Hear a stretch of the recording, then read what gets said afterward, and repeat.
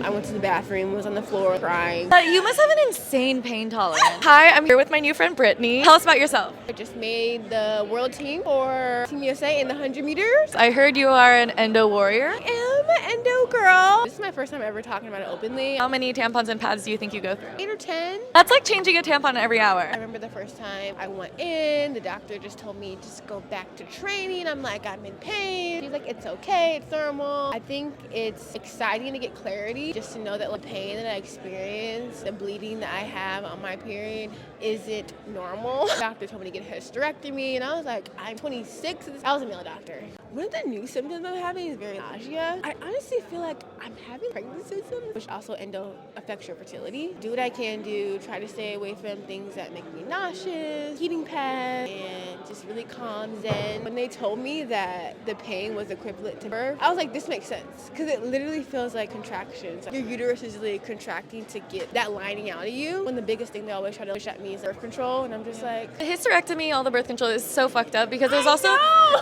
as like a black woman, there's so much shitty history there. And the doctor that told me to get hysterectomy was white. I was just like, sorry, I love white people, but this history of medical racism is very real. Do you use tampons or pads? I use tampons. I feel better when I use pads, but it's just hard using a pad when I'm running around the track in spandex. Your coaches work with you to change your diet? When I first got more clarity on it last year, we did gluten and dairy-free. I feel like that helped.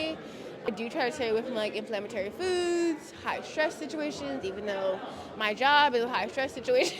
Obviously, I'm not getting a surgery right now. I don't really have time to get a surgery. I'm not doing birth control. So it's really just homeopathic ways of figuring it out. I'm 28. The peak years for track or for women is like 28, 30. I'm doing really good right now. Do you know of any other female athletes who have endometriosis at this elite level? No, I don't. I really think you're going to make history with this. I probably won't. You really will. It's so amazing. 10% of women in the United States have endometriosis, and there's so little support, so little research. So, I mean, I am in awe of your resilience because, knowing how much pain that must be and competing at this level, I'm going to give you some August pads. We are the official period partner of USATF, so you have some in your team kit, a lot less plastic, and they look thin, but they're much more absorbent.